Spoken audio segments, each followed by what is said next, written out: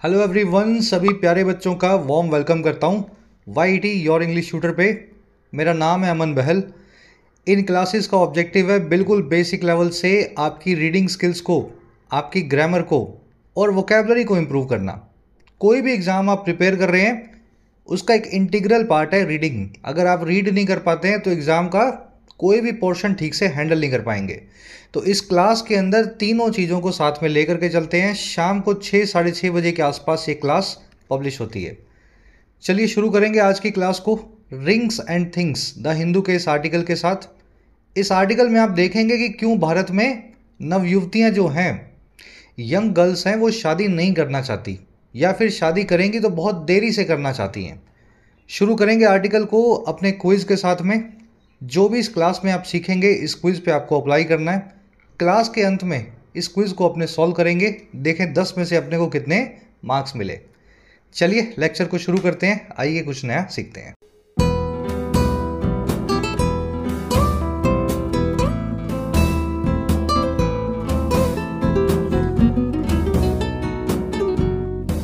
कह रहे हैं जी रिंग्स एंड थिंग्स। देखिए रिंग का मतलब होता है अंगूठी, और अंगूठी कनेक्ट की जाती है शादी से, एंगेजमेंट से, कमिटमेंट से। और थिंग्स का मतलब होता है चीज़ें। कह रहे हैं जी अब आजकल अंगूठियों पे चीज़ें भारी हो गई हैं। लड़के लड़कियां पहले अपना करियर, पहले अपनी वेल्थ, अपनी वेलबींग को प्रेफर कर रहे हैं बजाय शादी करने के। शादी वाला काम सबसे लास्ट में होने लगा है, उससे पहले दूसरी चीज़ों को प्रायोरिटी मिलने लगी है। Things are heavier than the rings. The nuances of new age nuptials. बात करेगा न्यूएंसेस की। न्यूएंस वर्ड बहुत बार आता है, बारीकी को बोलते हैं न्यूएंस। आज हिंदी मीनिंग्स लिख करके लाया हूँ आपके लिए। न्यूएंस मतलब किसी चीज़ के अंदर की बारीकी। कह रहा है जी बात कर रहा है बारीकियों की जो आजकल की यानी न्यू एज के नप्शल्स की हैं। नप्शल, कॉन्जुगल, मैरिटल, तीनों वर्ड्स आपने सुने होंगे, बहुत बार पढ़े भी होंगे। शादी या शादी से रिलेटेड चीज़ों को बोलते हैं नप्शल, कॉन्जुगल या मैरिटल। ठीक है ना। नप्शल होम या मैरिटल होम वो होम है जिसमें आप शादी करके जाएंगी, कोई लड़की है तो। ठीक है ना। नप्शल डेज मतलब शादी का डे। तो कह रहा है बात की जा रही है नए एज के यानी आजकल की शादियों की और उसके अंदर के न्यूएंसेस की, उनकी बारीकियों की। चलिए वोकैब थोड़ी सी हैवी आज आपको सीखने का मौका मिलेगा। कह रहा है जी have urban Indian women lost faith in marriage और आर दे ट्रूली गमोफोबिक और टोकोफोबिक। दो सवाल पूछ रहा है ये और लगा करके। ठीक है ना। क्या ऐसा हो गया है या फिर ऐसा हो गया है, दोनों के बीच में और है। अब देखो सवाल क्या है। कह रहे क्या अर्बन इंडियन विमेन ने, विमेन मतलब औरतें, इंडियन यानी भारतीय हैं, अर्बन यानी शहरों में रहने वाली, क्या शहरों में रहने वाली इंडियन औरतों ने लूज कर दिया है अपने फेथ को, खो दिया है अपने भरोसे को शादी में। एक सवाल तो ये। और कह रहे या फिर, और या फिर वो सच में ट्रूली गमोफोबिक या टोकोफोबिक हो गई हैं। गमोफोबिया यानी शादी का फोबिया। आपने गमो यानी गेमो वर्ड सुना होगा। गेम, गेमो जो रूट है इससे शादी, शादी के सारे वर्ड्स बनते हैं, मोनोगमी, पॉलीगमी, है ना। गमोफोबिया यानी फियर ऑफ मैरिज और कमिटमेंट्स। तो कह रहा है या तो उन्होंने शादी में अपना फेथ खो दिया है या फिर उनको गमोफोबिया हो गया है, शादी से डर लगने लगा है, और या फिर उनको टोकोफोबिया हो गया है। टोकोफोबिया होना यानी चाइल्ड बर्थ का फियर होना, बच्चे पैदा करने से डर लगना। समझ गए सेंटेंस को। चलो वोकैब हैवी है, कोई बात नहीं, आज जैसे भी वोकैब आएगा उसको अपने को हैंडल करना है।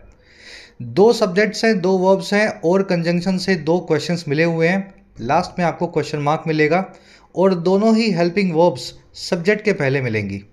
विमेन की वर्ब है have lost, helping verb subject से पहले क्योंकि सवाल पूछा गया है। और दे की वर्ब है आर, जो है सब्जेक्ट से पहले। गमोफोबिया, टोकोफोबिया मैंने आपको बताया, शादी का डर होता है गमोफोबिया, और बच्चे पैदा करने का या चाइल्ड बर्थ का जो डर है वो कहलाता है टोकोफोबिया। अब फोबिया से बनने वाले 5-6 वर्ड्स देखो, वैसे तो बहुत सारे हैं। आप एसपी बख्शी या कोई भी किताब निकाल लो, रेनन मार्टिन, उसमें आपको कम से कम 500-700 वन वर्ड्स मिलेंगे। फोबिया पे भी आपको 50 वन वर्ड्स मिल जाएंगे। लेकिन ये जो मैंने मेरे एक्सपीरियंस से जो 5-6 वन वर्ड्स हैं जो आपसे पूछे जाएंगे और आपको पता नहीं होगा अगर आपने याद नहीं किए हैं तो, ये है 5-6 वर्ड्स, है ना, इंपॉर्टेंट वाले। एंटमोफोबिया, ऑटोफोबिया, थैनेटोफोबिया, अगोराफोबिया एंड ग्लोसोफोबिया।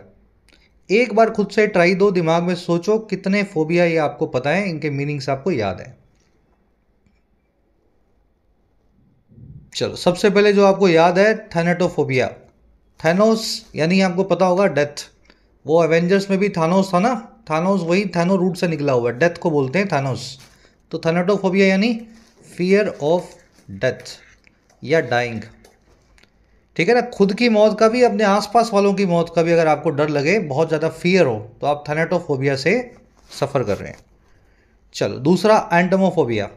देखिए, एंटोम ये बताता है इंसेक्ट्स को, और इसी से फियर बनता है द फियर ऑफ इंसेक्ट्स।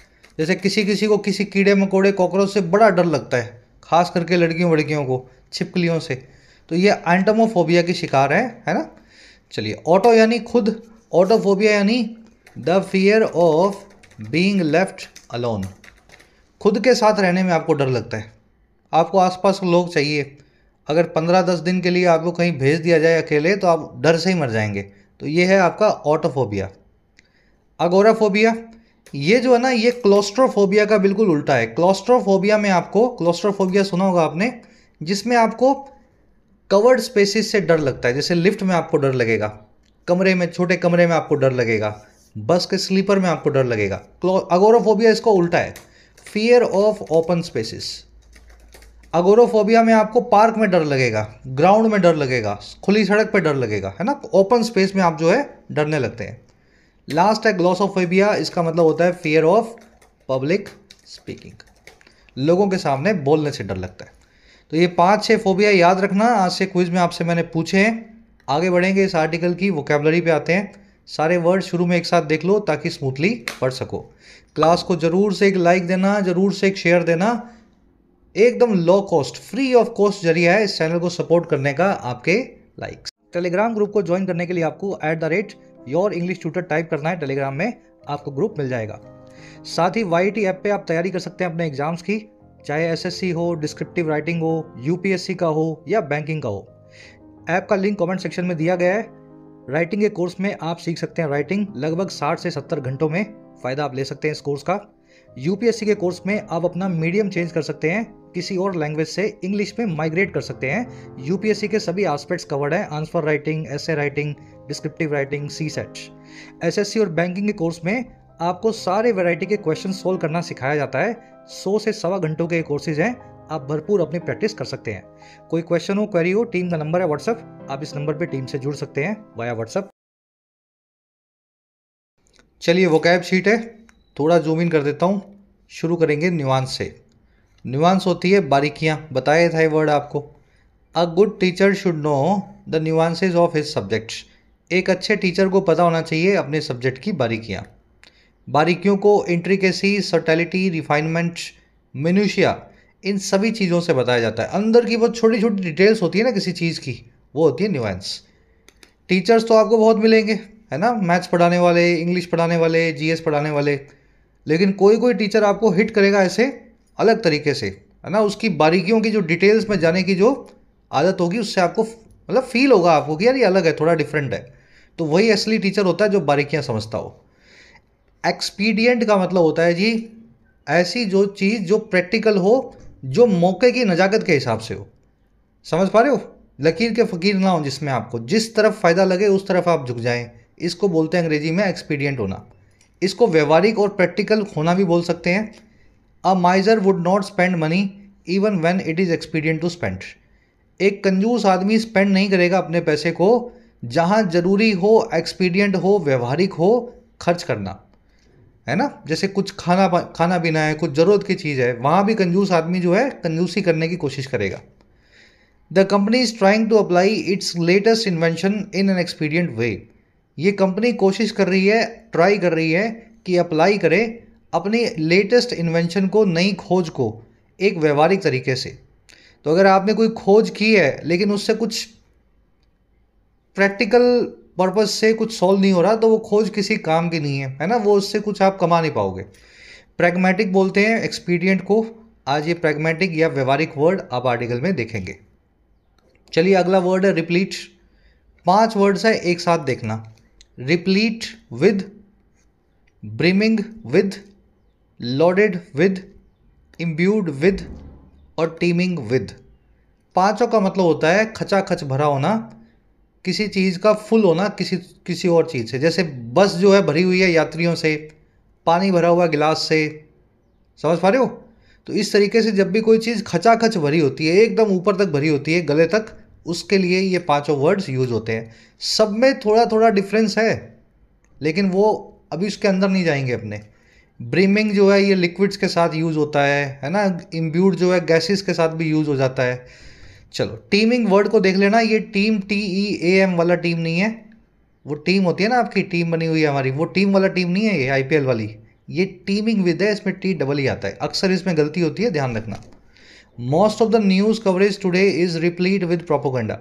ज़्यादातर जो न्यूज़ कवरेज है आजकल की, वो भरी हुई है, रिप्लीट विद है प्रोपोगंडा से, फॉल्स इंफॉर्मेशन से। चलिए अगले वर्ड्स अपने पास मिसोजिनी और मिसेंड्री। देखिए मिस या मिसो बताता है हेट्रेड को, घृणा को, और जिनी का मतलब होता है औरतें, एंड्री का मतलब है जो है पुरुष। अगर आप मिसोजिनी के शिकार हैं तो अब एक ऐसे आदमी हैं जिनको औरतों से घृणा है। आपको अपने घर की औरतें, बाहर की औरतें, अपने ऑफिस में काम करने वाली, आपको सभी के ऊपर संदेह होता है, शक होता है, घृणा होती है, उनसे नफरत होती है ना। तो हेट्रेड फॉर विमेन या of women is called misogyny. ये एक मेंटल कंडीशन है, समाज में काफ़ी लोगों को आपको मिलेगी। और इसका बिल्कुल उल्टा क्या है? एक ऐसी महिला जिसको आदमियों से नफरत है, अपने ऊपर के बॉस से, नीचे काम करने वालों से, अपने कुलीग से, है ना, हर आदमी से उसको आदमी से नफरत है, मैन से नफरत है, तो मिसेंड्री की शिकार है। तो ये दोनों वर्ड जो है मिसोजिनी, मिसेंड्री, एक साथ आपको दिमाग में रखने हैं। It is important to address both misogyny and misandry. ये ज़रूरी है कि एड्रेस किया जाए, संबोधित किया जाए, सोल्यूशन लाया जाए दोनों ही इन बीमारियों का, मिसोजिनी और मिसेंड्री का। और क्यों? To foster genuine gender equality, ताकि फोस्टर या प्रमोट किया जा सके सच में लैंगिक समानता को, जेंडर इक्वालिटी को। सेक्सिज्म, बिगॉटरी इसके सिनोनिम्स हैं। इसको शोविनिज्म भी बोलते हैं। अगर आप औरतों से नफरत करते हैं तो आप मेल शोविनिज्म के शिकार हैं। आपको लगता है आदमी ही सबसे अच्छे हैं, मतलब बेटर है, बेटर देन फीमेल है। अगर आप आदमियों से नफरत करते हैं तो आप फीमेल शोविनिज्म के शिकार हैं। ठीक है। शोविनिस्ट एक ऐसा आदमी है जो अपने आप को दूसरों से बेहतर माने, बिना बात, है ना, बिना वजह। चलिए लास्ट वर्ड है अपने पास, क्विंटेसेंशियल। ये वर्ड मेरे ख्याल आप भूल गए होंगे, काफ़ी बार करवाया आपको, और ये वर्ड है भी कुछ इस तरह का, है ना, देख करके कुछ समझ नहीं आता इसको। क्विंटेसेंशियल का मतलब होता है टिपिकल, ठेठ, प्राय या आम तौर पे होने वाली कोई चीज़, वो होती है क्विंटेसेंशियल। परफेक्ट एग्जाम्पल किसी भी चीज़ का, जैसे western societies are the quintessential settings of liberty and freedom. पश्चिम के जो समाज हैं वो ठेठ सेटिंग्स हैं या परफेक्ट एग्जाम्पल्स हैं उन सेटिंग्स का, उन माहौलों का जो लिबर्टी और फ्रीडम का होता है। अगर आपको ज़िंदगी में लिबर्टी फ्रीडम देखना है क्या होता है, तो किसी वेस्टर्न कंट्री में, वेस्टर्न एरिया में हो आइए, 15-20 दिन रह आइए। आपको भारत आकर के अच्छा फील नहीं होगा कुछ दिन तक आपको अलग तरीके की फीलिंग आएगी कि यार हमारे देश में ऐसा क्यों नहीं है। तो परफेक्ट एग्जाम्पल है liberty, freedom, western societies. Typical बोलते हैं इसको। क्विंटेसेंशियल वर्ड को आप आर्टिकल में देखेंगे, इसको टिपिकल से जोड़ के रखना, ठीक है, फिर आपको याद रहेगा ये। इसको मिसाल भी बोल सकते हैं, पैराडाइम, पैरागोन, है ना, मिसाल। चलिए आर्टिकल पे आएंगे, एक समरी आपको दें। देखिए समरी, आप सब इस चीज़ को फील भी करते होंगे कि लड़कियां, लड़के नहीं, लड़कियां खास करके देरी से शादी करना शुरू हो गई हैं। 30 के बाद 32, 35, 38 तक शादियां करती हैं आजकल, और ये खासकर होता है शहरों में। अब ये जो हो रहा है ना, कुछ नया नहीं हो रहा। आज से 50-60 साल पहले यूरोप और अमेरिका में भी हो चुका है। जैसे ही लड़कियों को आज़ादी मिली घर की गुलामी से, मेल डिपेंडेंस से, है ना, अपने पति और बाप की, फादर की और भाई की जो डिपेंडेंस होती है, उससे आज़ादी मिली, इनको एजुकेशन मिली, तो इन्होंने वही किया जो इनको करना चाहिए था, अपने पाँवों पे खड़ा होना और अपनी ज़िंदगी को अपने हिसाब से जीना। और जब आप अपनी ज़िंदगी को अपने हिसाब से जीते हैं तो एक ऐसे रिश्ते से आप हमेशा भागेंगे जिसमें आप पे रिस्पॉन्सिबिलिटीज़ ज़्यादा हों। आप बाहर का भी देखो, बच्चे भी पालो, घर के भी काम करो, क्योंकि आपका हस्बैंड, आपका फादर, आपका वाइफ, आपका ब्रदर जो है, वो सब लोग जो है आप ही से काम करवाएंगे, घर के काम वो नहीं करेंगे, बाहर के तो आपको करने हैं लेकिन घर के उनको नहीं करने। तो ये ऐसी ड्यूअल रिस्पॉन्सिबिलिटी की जो रिलेशनशिप है, इससे हमेशा इंडिपेंडेंट वीमेन भागती आई हैं। पूरी दुनिया में ये फिनोमिना चलता है, अब आप भारत में भी देख रहे हैं, और इसका कोई सोल्यूशन नहीं है। इसका सोल्यूशन यही है, या तो समाज में आप बढ़ते हुए डिवोर्स को देखने की आदत डाल लो, या फिर आप घर के कामों में औरतों का हाथ बटाने लगो। जिस दिन बटाने लगोगे उस दिन डिवोर्स और इस देरी से शादी की जो समस्या है, दोनों से आपको निजात मिल जाएगी। चलिए शुरू करते हैं आर्टिकल को। टोन है आज की एनालाइजिंग, ऑफ कोर्स एनालाइज कर रहा है, साथ में है रिफ्लेक्टिव। सेल्फ रिफ्लेक्शन का मतलब होता है आत्ममंथन। तो इस टोन में आपको रिफ्लेक्शन ही करवा रहा है कि अपने अंदर झांक करके देखो, हमारी कोई कमी होगी जिस वजह से ऐसा हो रहा है। चलिए शुरू करें। कह रहा है जी, it is a truth universally acknowledged that a single man in possession of a good fortune must be in want of a wife. कह रहा है जी, ये एक ट्रूथ है, ये एक सच है, इट इज़ अ ट्रूथ। कह रहा है और कैसा सच, जो पूरी दुनिया में माना गया है, यूनिवर्सली एक्नॉलेज्ड है। यूनिवर्सली मतलब हर जगह, एक्नॉलेज मतलब जिसको एक्नॉलेज किया गया हो। और क्या कि एक सिंगल मैन जो है, कुंवारा लड़का जो है, जो इन पोजेशन ऑफ होगा, जिसके पास होगा, इन पोजेशन ऑफ समथिंग यानी किसी चीज़ का आपके पास पोजेशन होना, तो जिसके पास होगा एक गुड फॉर्च्यून। देखिए, गुड फॉर्च्यून वर्ड का मतलब होता है धन। अंग्रेजी में संपत्ति को, वेल्थ को गुड फॉर्च्यून से बताया जाता है। तो एक ऐसा आदमी जिसके पास बहुत धन होगा, कुंवारा आदमी, वो हमेशा ही इन वांट ऑफ होगा, ज़रूरतमंद होगा या चाहत में होगा एक वाइफ के, एक पार्टनर के। ठीक है, तो ये यूनिवर्सल ट्रूथ है। आदमी चाहे कहीं भी हो दुनिया में, अगर वो सेटल्ड है और वो सिंगल है, तो उसकी एक ही चाहत होगी कि मुझे एक लाइफ पार्टनर चाहिए, एक वाइफ चाहिए। इट की वर्ब है इज, मैन की वर्ब है must be. In possession of होना, किसी चीज़ को पजेस करना, किसी चीज़ के, समझ गए ना, कोई चीज़ आपकी जेब में है तो आप उसकी इन पोजेशन ऑफ है। इन possession of a good career, in possession of money. चलिए, इन वांट ऑफ किसी चीज़ की चाहत में होना, वांट में होना, ज़रूरत में होना। इसका बिल्कुल उल्टा है फॉर वांट ऑफ। इसका मतलब होता है किसी चीज़ की कमी के कारण। जैसे आप बोलते हैं ना, शिक्षा की कमी के कारण ये लोग बेरोजगार हैं, तो these people are employed, these people are employed for want of education. पैसे की कमी के कारण मैं डॉक्टर नहीं बन पाया, I could not become a doctor for want of money. ठीक है, तो कमी के कारण के लिए फॉर वांट ऑफ, और जब किसी चीज़ के ज़रूरतमंद हैं, ज़रूरत है आपको, तो इन वांट ऑफ। चलिए, एक ग्रामर कॉन्सेप्ट है, आगे करवाऊंगा आपको, फॉर्चून वर्ड पे बनता है, देखते हैं अभी। कह रहा है जी, Jane Austen's iconic opener from Pride and Prejudice rings oddly true in today's urban India. कह रहा है ये जो बात हमने लिखी है, बोली है, ये बात हमने नहीं कही है, ये जेन ऑस्टिन नाम की जो आइकॉनिक ओपनर थी। जेन ऑस्टिन क्या है, एक राइटर हैं, राइटर थे, इंग्लिश राइटर थे इंग्लैंड के। इनकी एक आइकॉनिक ओपनर था। आइकॉनिक यानी जो एक आइकन बन चुका हो, ओपनर यानी ओपनिंग सीन किसी नॉवल का, पहली लाइन। और ये लाइन थी इस किताब की, इस नॉवेल की, प्राइड एंड प्रेजुडिस इसका टाइटल है। बहुत पुरानी किताब है, 200 साल पुरानी किताब, पढ़ना आप कभी, हिंदी वर्जन पढ़ लेना भले। तो ये प्राइड एंड प्रेजुडिस का ये जो ओपनर है, आइकॉनिक ओपनर है, ये वाली लाइन, कह रहा है ये लाइन जो है ना, रिंग्स ऑडली ट्रू, ये आज बहुत अजीब तरीके से सच लगती है आजकल के अर्बन इंडिया में, शहरी भारत में।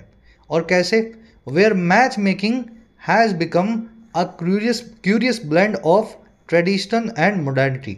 कह रहे जहाँ पे मैच मेकिंग का जो काम है, शादी बनाने का जो काम है, कपलिंग करने का जो काम है, वो बन चुका है एक बहुत ही रोचक सा मिश्रण या ब्लेंड परंपराओं का और आधुनिकता का। समझ गए? आइकॉनिक ओपनर की वो है रिंग्स ट्रू। रिंग ट्रू एक फ्रेज होता है अंग्रेजी में, इसका मतलब होता है किसी चीज़ का सच लगना, सही लगना, जेन्युइन लगना। समझ गए ना? कोई चीज़ आपको एकदम लग रहा हो ना, सही लग रही है, आपको लगेगी यार ठीक है बात, तो आप बोलेंगे it rings true to me, ये चीज़ मुझे जो है ठीक लगती है। इसका बिल्कुल उल्टा है रिंग हॉलो। हॉलो का मतलब होता है खोखला। अगर कोई चीज़ रिंग हॉलो करती है तो वो आपको फॉल्स लगती है, खोखली लगती है। ठीक है, चलिए तीसरा है जी रिंग इन। ये भी फ्रेजल वर्ब है। इसका मतलब होता है टू सेलिब्रेट एन ओकेजन। जैसे नया साल आया तो you ring in the new year, ठीक है, क्या हो गया इसके, you ring in the new year, है ना। किसी का बर्थडे आया तो you ring in the second birthday, third birthday of your child, है ना, जो भी आप लिखना चाहें। सेलिब्रेट एन ओकेजन को बोलते हैं रिंग इन करना। लास्ट में है जी रिंग फेंस। देखिए फेंस का मतलब होता है चार दीवारी, प्रोटेक्टिव वॉल, और रिंग का मतलब होता है गोल। ऐसी गोल चार दीवारी अगर आपने बनाई है, प्रोटेक्टिव वॉल बनाई है, वो बन जाएगी रिंग फेंस। लेकिन इसका लिटरल मीनिंग रिंग फेंस से दूसरा एक और मीनिंग बनता है, वो है जी कुछ ऐसा रिसोर्सेज या पैसा जो बुरे वक्त के लिए आपने रखा हुआ है। आपने 10, 20, 50 हज़ार, लाख रुपया, 2, 5, 10 लाख रुपया कहीं जमा करके रख दिया, है ना, एफडी करके रख दिया, कुछ बाय करके म्यूचुअल फंड्स रख दिया, क्या ज़िंदगी में कभी ज़रूरत पड़े किसी को परिवार में तो ये पैसा काम आ जाए। ये चार वर्ड्स बनते हैं रिंग से, चार फ्रेज बनते हैं, चारों को याद रखना। बड़े आगे आगे कह रहा है जी मैच मेकिंग, समझते हो आप, मैच करना, मेक करना यानी लोगों को मिलाना, पेयरिंग करना, कपलिंग करना, रिश्ते बनाना। वर्ब है इसकी हैज़ बिकम। ब्लेंड यानी मिक्सचर। कह रहा है जी what could possibly be going wrong, सवाल पूछ रहा है अगेन, कह रहा है कौन सी चीज़ पॉसिबली गलत जा रही होगी, ऐसा क्या गलत हो रहा है भारत में जो, है ना, जो अभी थोड़ा कॉम्प्लिकेटेड हो गया मैच मेकिंग का काम। चलिए वट की वर्ब है कुड बी गोइंग। चलिए एक ग्रामर कॉन्सेप्ट है, इसको फटाफट देख लो। कुछ वर्ड्स अंग्रेजी में जिनके आगे हमेशा अ लगेगा अगर वो सिंगुलर आएंगे। आपको देख करके लगता है कि इनके आगे अ नहीं लगाने की ज़रूरत, लेकिन है।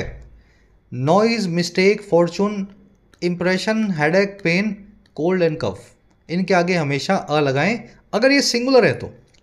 डोंट मेक नॉइस, शोर मत करो, डोंट मेक अ नॉइस। समझे क्या बताना चाह रहा हूँ आपको मैं। आई हैव मेड मिस्टेक, मुझसे गलती हो गई, I have made a mistake. Are you suffering from cold, क्या आपको जुकाम है, are you suffering from a cold. Simple concept. 6 कितने 7 वर्ड्स हैं ये, 8 वर्ड्स हैं, याद रखना। नॉइज, मिस्टेक, फॉर्चून, इंप्रेशन, समझते हो ना, इंप्रेशन यानी छवि। हेडेक सरदर्द, पेन, कोल्ड और कफ, इनके आगे आपको अगर ये सिंगुलर है तो अ लगाना है। लास्ट सेंटेंस आपको दे रहा हूँ एज होमवर्क, फटाफट से इसको ट्राई करो। इसमें आपको 2 ऐसे वर्ड्स मिल सकते हैं और चेक करो क्या करना उनके साथ। The loud music gave me headache and left bad impression on my day. Tej music ने मुझे सरदर्द दे दिया और पूरे दिन पे गलत इंप्रेशन डाल दिया। कमेंट्स में डालना है, सही गलत आपको वहीं बताएंगे। कोशिश करो, ट्राई करो, कॉन्सेप्ट सीखने के बाद करा करो कोशिश। बढ़ेंगे आगे। कह रहे हैं जी a clinical psychologist study based on data from matrimonial bureaus reveals a notable drop in women registering on these sites compare to man. कह रहे क्लिनिकल साइकोलॉजिस्ट की स्टडी थी। क्लिनिकल साइकोलॉजिस्ट कौन होते हैं? ऐसे साइकोलॉजिस्ट, ऐसे मनोवैज्ञानिक जो क्लिनिकल हैं, जो सच में पेशेंट्स देखते हैं। सिर्फ पढ़ने पढ़ाने वाले नहीं है, ये प्रोफेसर नहीं है कॉलेज वाले, वो भी अलग चीज़ है, वो भी ज़रूरी है, लेकिन ये क्लिनिकल है जो रियल में क्लिनिक्स में बैठते हैं। तो कह रहे एक होशियार क्लिनिकल साइकोलॉजिस्ट जो था उसकी एक स्टडी थी जो बेस्ड ऑन थी इस डेटा पे, और डेटा था मैट्रिमोनियल ब्यूरो से। समझ गए ना, ये ऑनलाइन और ऑफलाइन जो मैट्रिमोनी के प्लेटफॉर्म्स हैं, शादी के जो प्लेटफॉर्म्स हैं। कह रहे वो स्टडी रिवील करती है एक नज़र में आने लायक ड्रॉप या कमी विमेन के रजिस्टर करने पे इन साइट्स पे, और किसके मुकाबले? कंपेयर टू मैन, आदमियों के मुकाबले। स्टडी की वो है रिवील्स। तो औरतें जो है ऑनलाइन ऑफलाइन अब शादी के लिए कम जो है अप्लाई कर रही हैं। तो कम अप्लाई कर रही हैं तो मतलब शादी के लिए थोड़ी सी उनमें विरक्ति आ गई है, इंटरेस्ट कम हो गया है। कह रहा है the gender ratio disparity calls for thorough investigation. कह रहे ये जो जेंडर रेशो में डिस्पैरिटी आई है, भाई वो आदमी ज़्यादा अप्लाई कर रहे हैं, उतने ही कर रहे हैं जितने पहले भी कर रहे थे 100 साल पहले, आज भी उतने ही कर रहे हैं, औरतें कम कर रही हैं। तो जेंडर में जो रेशो में डिस्पैरिटी आई है या असमानता आई है, इनइक्वालिटी आई है, ये डिमांड करती है और डिटेल्ड या थोरो इन्वेस्टिगेशन को, जांच को, इसकी जांच होनी चाहिए। कह रहा है फिर भी yet the media has quickly labelled it as gamophobia या fear of marriage and tokophobia या फियर ऑफ प्रेगनेंसी। कह रहा है फिर भी ये जांच तो होनी चाहिए, लेकिन हमारी मीडिया इतनी आलसी है, फिर भी जो मीडिया ने है फटाफट इस चीज़ को लेबल कर दिया, इस पर लेबल लगा दिया कि या तो गमोफोबिया है औरतों में, फियर ऑफ मैरिज है, या टोकोफोबिया है, फियर ऑफ प्रेगनेंसी है। और ये जो लेबल लगाया मीडिया ने लगाया, hinting that modern women are shrinking responsibilities, hint करते हुए, इशारा करते हुए इस चीज़ पे कि आधुनिक औरतें जो हैं शहरों में रहने वाली, वो शर्क कर रही हैं, छोड़ रही हैं, बच रही हैं अपनी जिम्मेदारियों से। तो ये जो गैप आया, इसकी थोड़ा जांच होनी चाहिए, फिर कुछ कंक्लूजन निकले। लेकिन मीडिया क्या करती है, मीडिया को हेडलाइन चाहिए। तो मीडिया ने क्या बोला, औरतों को शादियों से लगने लगा डर, औरतें नहीं चाहती बच्चे पैदा करना, है ना। ऐसी हेडलाइंस मीडिया ने बना दी अपने आलसी पने की वजह से, और ऐसा हिंट भी कर दिया कि मॉडर्न औरतें जो हैं वो अपनी रिस्पॉन्सिबिलिटी से भाग रही हैं। ऐसा होना नहीं चाहिए। जेंडर रेशो डिस्पैरिटी की वर्ब है कॉल्स फॉर, मीडिया की वर्ब है हैज़ लेबल्ड। ठीक है, लेबल करना, किसी चीज़ पे कोई लेबल लगाना। गमोफोबिया, टोकोफोबिया देख चुके हैं आप ऑलरेडी। हिंटिंग यहाँ पे प्रेजेंट पार्टिसिपल साइमल्टेनियस सेक्शन है। जब उन्होंने इस चीज़ को लेबल किया तब ऐसा हिंट भी कर रही थी। विमेन की वर्ब है आर शर्किंग, शर्क करना, किसी चीज़ को बचना है ना, अवॉइड करना। लेवल के बाद में एज नहीं आता, कई बार करवाया वो आपको, लेकिन इस भाई ने लगा दिया एडिटोरियल ने, ठीक है। लेबल, कॉल, नेम, कंसीडर, ये वर्ड्स अपने बाद में एज नहीं लेते हैं। अपॉइंट, इलेक्ट, इनके बाद में एज नहीं लगाना। चलो, कह रहा है जी but what is really going on, लेकिन क्या सच में हो रहा है, सवाल पूछा इसने। Have these women lost faith in marriage, क्या ये औरतें खो चुकी हैं अपने भरोसे को शादी में, वही ऊपर वाला सेंटेंस शुरू में आया था जो। और आर दे ट्रूली गमोफोबिक और टोकोफोबिक, क्या वो सच में शादी से डरती हैं या बच्चे पैदा करने का उनमें फोबिया आ गया है। तो ये सवाल लास्ट में 2 दिन पूछ रहा है। चलो अब इनके जवाब मिलेंगे आपको नेक्स्ट सेंटेंसेस के अंदर। एक चीज़ मैं यहाँ पे शेयर करने वाला था। हाँ, आपको लग रहा होगा मीडिया की वो प्लूरल क्यों नहीं है, मीडियम सिंगुलर, मीडिया प्लूरल। लेकिन ये जब मीडिया, देखो मीडियम का मतलब होता है जरिया, मीडिया मतलब कई सारे जरिए। जब जरिए की बात हो तब मीडिया प्लूरल होगा, है ना। हिंदी मीडियम आपने सुना होगा, हिंदी का जरिया पढ़ाई लेने का, पढ़ाई करने का, हिंदी मीडियम। तो जरिए की बात हो तब मीडियम मीडिया करना है। जब न्यूज़पेपर और टीवी मीडिया, प्रिंट मीडिया की बात हो तब मीडिया सिंगुलर होता है। तो याद रखना इसको, ये प्लूरल नहीं है, सिंगुलर की तरह ट्रीट होगा। चलो जवाब देगा इसके आपको। कह रहा जी perhaps women are making a pragmatic lifestyle choice. कह रहा जी पहला जवाब तो ये है, शायद औरतें एक व्यवहारिक लाइफस्टाइल चॉइस को फॉलो कर रही हैं, एक व्यवहारिक तरीके से अपनी ज़िंदगी को ढाल रही हैं। विमेन की वर्ब है आर मेकिंग। प्रैग्मेटिक, एक्सपीडियंट आपको याद होगा, जो व्यवहारिक हो। अब कैसे कर रही हैं, with metros leading in education and opportunities for women, more are pursuing higher education and careers. कह रहा है जी इस चीज़ के साथ ही, किस चीज़ के, मेट्रो सिटीज़ के लीड करने के साथ ही एजुकेशन में और मौक़ों में औरतों के लिए, कह रहा है इस चीज़ के साथ ही और ज़्यादा से ज़्यादा औरतें मोर परस्यू कर रही हैं हायर एजुकेशन को और अच्छे करियर्स को। मोर यहाँ पे विमेन के लिए आया, मोर विमेन समझे, वर्ब है इसकी आर परस्यूइंग, विद यानी इस चीज़ के साथ ही ये वाला काम हो रहा है। This empowerment some argue has dented the sanctity of marriage. यही जो एम्पावरमेंट है, कुछ लोग आर्ग्यू करते हैं भाई औरतों को अपॉर्चुनिटी मिल रही है, हायर एजुकेशन मिल रही है, यही जो सशक्तिकरण है, कुछ लोग ऐसा आर्ग्यू करते हैं कि डेंट कर चुका है वो, या नुकसान पहुंचा चुका है, डेंट करना, नुकसान देना, सैंक्टिटी को, पवित्रता को, शादी की या मैरिज की। और ये कैसे पता लगा, evidence by high divorce rates and increase in single working women. ये एविडेंस्ड है, इस चीज़ के हमें एविडेंस मिलते हैं हाई डिवोर्स रेट से और एक बढ़त से जो सिंगल वर्किंग विमेन की आई है। सिंगल वर्किंग विमेन मतलब ऐसी औरतें जो इंडिपेंडेंट है और सिंगल हैं, या तो शादी करके डिवोर्स्ड हैं या शादी कभी की नहीं है उन्होंने, सिंगल है। तो इन दोनों चीज़ों से एविडेंस हमें मिलती है कि शादी की पवित्रता खत्म हो चुकी है। और क्यों कम हुई है, क्योंकि एम्पावरमेंट हुआ है औरतों का। एम्पावरमेंट की वो है हैज़ डेंटेड, डेंट करना, हर्ट करना। सैंक्टिटी होती है पवित्रता, हॉलीनेस, सैक्रो सैंक्टिटी, सेक्रेडनेस भी बोलते हैं इसको। कह रहा है जी ऐसा क्यों, why, modern women have witnessed their mother struggles. Modern women ने, आधुनिक औरतों ने विटनेस किया है या देखा है अपनी माँओं की स्ट्रगल को, अपनी माँओं के संघर्ष को। अब वो संघर्ष क्या था, homemakers wholly dependent on husbands and working women juggling jobs and household chores. जो होम मेकर्स थी, होम मेकर्स मतलब जो समझ गए ना, हाउस वाइफ्स हैं जो कभी काम नहीं करती। कह रहा होम मेकर्स जो हैं जो पूरे तरीके से डिपेंडेंट थी या निर्भर थी अपने हस्बैंड्स पे, और या फिर वो वर्किंग वीमेन जो जगल करती थी, बैलेंस करती थी जॉब्स और हाउस होल्ड चोर्स को, नौकरी और घर के कामों को। तो ये स्ट्रगल्स इन्होंने अपनी माओ में देखी है और इस वजह से शादी से विरक्ति होती है, शादी से मतलब मैरिज नाम के इस इंस्टीट्यूशन से इनको ज़्यादा इंटरेस्ट पैदा नहीं होता। Women give away have witnessed, juggle करना, चीज़ों को स्विच करना, थोड़ा सा घर का काम कर लिया, फिर थोड़ा सा ऑफिस का काम कर लिया, फिर आधा घंटा घर का ऑफिस का, ये सब बैलेंसिंग एक्ट कहलाते हैं, जगलिंग। चोर्स का मतलब होता है काम, घर के ही काम जो सारे कहलाते हैं हाउस होल्ड चोर्स, ऑफिस के काम ऑफिशियल चोर्स। कह रहे financially independent women today prioritize their well being and yes women have changed for the better.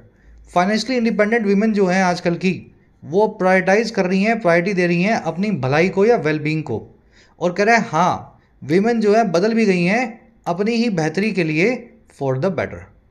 Women की वर्ब है have changed, for the better मतलब बेहतरी के लिए, फॉर द वर्स अगर बेटर की जगह वर्स लगा दूं तो मतलब अपने नुकसान के लिए। कह रहा है आदमियों की बात करें एंड मैन। अब देखो यहाँ से रियल आर्टिकल की आपको ऑब्जेक्टिव पता लगेगा। कह रहा many have not caught up with this shift, ज़्यादातर आदमियों ने कैचअप विद नहीं किया है। कैचअप विद करना यानी बराबरी करना, किसी चीज़ के एकदम कदम से कदम मिला के चलना। ज़्यादातर आदमी जो हैं अभी तक बराबरी नहीं कर पाए हैं या समझ ही नहीं पाए हैं इस बदलाव को, शिफ्ट को। और कैसे?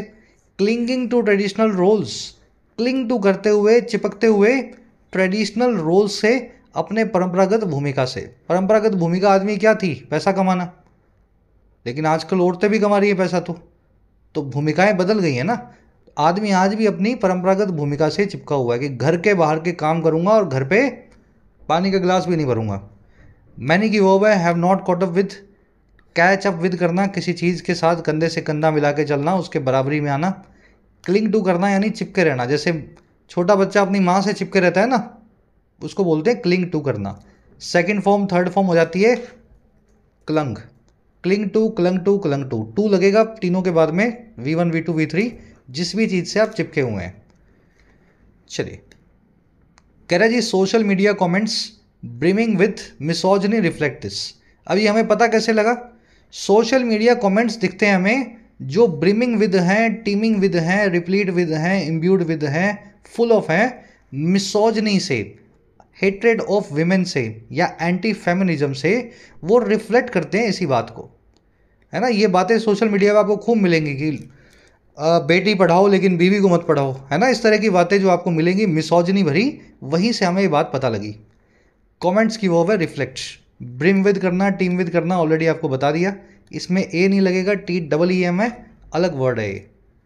मिसोजिनी यानी औरतों से नफरत, इसका बिल्कुल उल्टा है आदमियों से नफरत, जिसको क्या बोलते हैं, करवाया था ना अभी, मिसेंट्री। कह रहा जी in marriages women often bear the brunt expected to balance careers and home making flawlessly. कह रहा है शादियों की अगर बात करें तो औरतें ही अक्सर इस मार को सहती हैं, बेयर द ब्रंट करती हैं। बेयर द ब्रंट करना यानी किसी चीज़ के बुरे परिणाम या बुरे नतीजे सहना, औरतों को ही बुरे नतीजे सहने को मिलते हैं। कह रहा है और कैसे? वो एक्सपेक्टेड होती हैं कि बैलेंस करें करियर्स और होम मेकिंग को, अपने बाहर के काम और घर के कामों को, बिना किसी अड़चन के, फ्लॉलेसली, एकदम स्मूथ मैनर में। विमेन की वर्ब है bear the brunt, bear the brunt करना, बुरे परिणाम किसी चीज़ के सहना।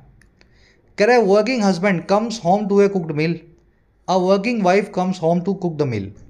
कह रहे एक वर्किंग हस्बैंड जो है, काम करने वाला आदमी जो है, वो घर आता है एक कुकड मील के लिए, घर पहुंचता है एक कुक मील के सामने, यानी बने हुए खाने के लिए, है ना। खाना खाने के लिए घर आता है, ऐसा समझो।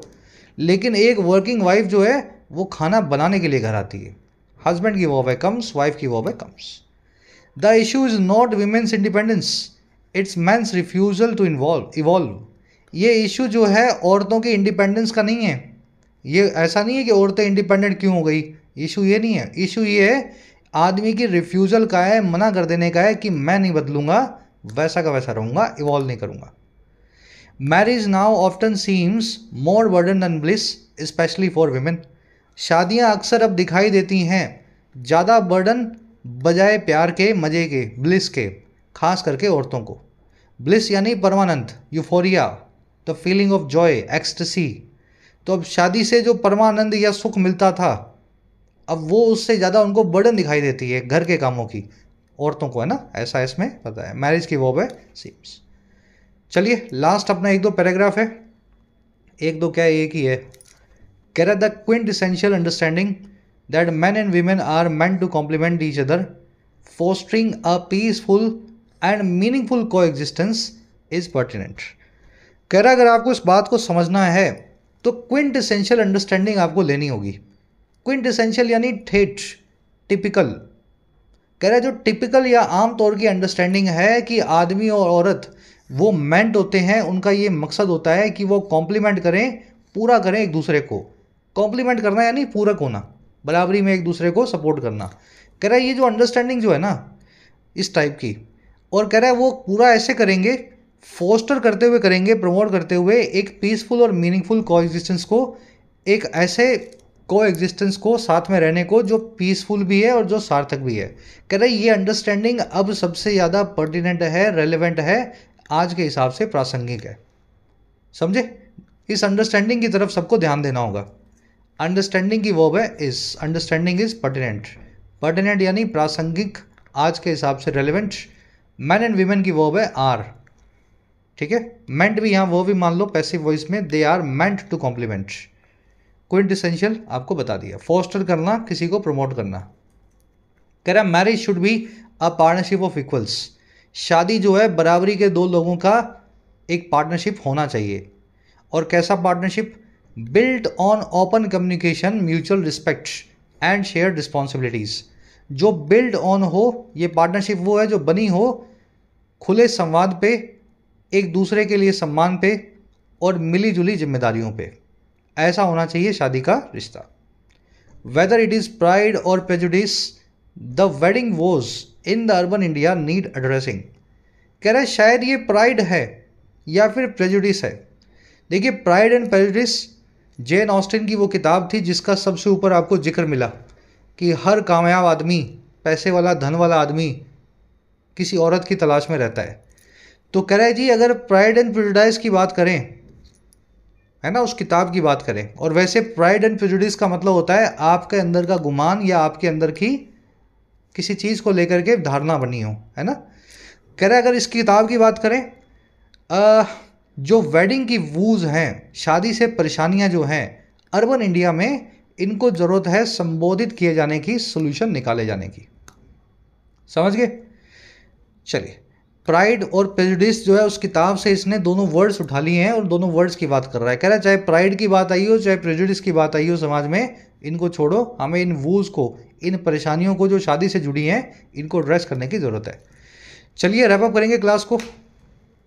आर्टिकल तो हल्का फुल्का से लगा था मुझे, लेकिन पढ़ाते हुए लगा इसमें वोकैब का बड़ा पंच मिला हुआ आपको, है ना।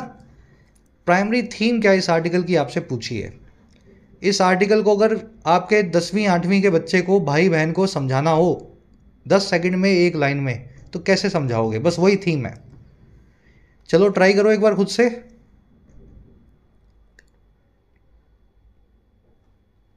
देखो इसकी थीम ये है कि औरतों के दिमाग बदल रहे हैं, है ना। यंग सिंगल जो लेडीज़ हैं, वीमेन हैं, अब वो अपनी इंडिपेंडेंस को ज़्यादा तवज्जो देती हैं बजाय एक ऐसे रिश्ते में आने के जिसमें उनको एक नॉन कोऑपरेटिंग पार्टनर मिले। तो changing perspectives of urban women, Indian women on marriage, यही इस आर्टिकल की थीम है। चलो सेकंड क्वेश्चन में पूछा है जी, आदमियों का जो इस आर्टिकल का स्टैंस जो है, आदमियों के इस अडेप्शन को लेकर के, बदलते हुए जेंडर रोल्स को, आदमियों ने कितना अपने आप को ढाला है ना, बदलते ज़माने के हिसाब से। अगर इन चारों में से एक सेंटेंस आप चूज़ करना चाहें जो इस आर्टिकल का पोजीशन आपको बताए, क्या लगता है आपको? आदमी ज़्यादा अच्छे से सक्सेसफुली अडेप्ट कर रहे हैं, आदमी मना कर रहे हैं अडेप्ट करने को, आदमी सपोर्ट कर रहे हैं औरतों को, वर्किंग वीमेन को, और या फिर आदमी होम मेकिंग ड्यूटीज़ की तरफ प्रायोरिटाइज हो गए हैं, अब घर का काम भी करने लगे हैं। चारों में से क्या लगता है आपको, आदमी क्या कर रहे हैं?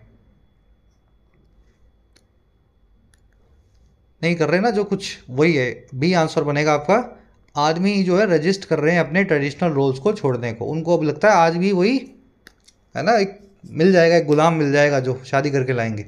तो बी जो आपका आंसर बनेगा सेकंड से। चलो बीच के क्वेश्चंस खुद से सॉल्व कर लोगे, मेरे को लगता नहीं ज़रा मुश्किल है। हेट्रेड ऑफ मैन को क्या बोलते हैं? फॉर वांट ऑफ को क्या मीनिंग है? अकेले रहने का डर क्या कहलाता है, कौन सा फोबिया है? रिंग हॉलो करना, इस फ्रेज का क्या मीनिंग है? और क्विट इसेंशियल का मीनिंग क्या हो सकता है? यूफोरिया, पर्टिनेंट या मिसोजनी? ठीक है, चलो आंखें बंद करो एक बार। अगर आपको लगे इन तीनों में से कोई नहीं है तो डी भी आंसर बन सकता है, बट डी आंसर तब बनाना जब आप इसका मीनिंग बता सको, ठीक है ना। आपको अगर सही मीनिंग पता हो तो फिर सही मीनिंग लिखना, डी मीनिंग, डी आपका आंसर तब बनेगा। चलो लास्ट में आपको 3 क्वेश्चंस दिए गए हैं एरर्स के, ढूंढने आपको ग्रामर जो ग्रामेटिकल कॉन्सेप्ट्स हैं। पहला आपको मिल सकता है एरर इस फॉर्चून नाम के वर्ड की वजह से, दूसरा आपको मिलेगा, जरूर मिलेगा, इस वर्ड के आसपास, क्लिंग क्लंग याद है ना, चिपकना, और तीसरा मिलेगा इस फ्रेजल वर्ब के अंदर। ढूंढो और बताओ, तीनों एरर्स को चेक करना। आउट ऑफ 10 कितने मार्क्स मिले? फर्स्ट कमेंट में आंसर है इस वीडियो के नीचे, जाके आंसर चेक करो, वहाँ से बताना। क्लास कैसी लगी आज की? कुछ नया टॉपिक था, नया आइडिया, नई थीम। जो बच्चे पूरी क्लास देखते हैं पीडी और पीडीआई लिखा करो सर, पूरी देखी, इंटरेस्टिंग लगी। आपके इस फीडबैक से इसी तरह के आर्टिकल्स मैं बार बार लाने की कोशिश कर रहा हूँ। फ्रीक्वेंसी देख रहे होंगे ना, आप बढ़ गई होंगी इन आर्टिकल्स की। तो जिन पे आपका पीडी पीडीआई ज़्यादा आते हैं, मैं टीम को बोल देता हूँ कि एआई को यूज़ करके ऐसे आर्टिकल्स ढूंढो, ऐसे आर्टिकल्स ज़्यादा से ज़्यादा हमें कवर करने हैं। चलिए अंटिल देन, कल आपसे लेंगे मुलाकात कल की क्लास में।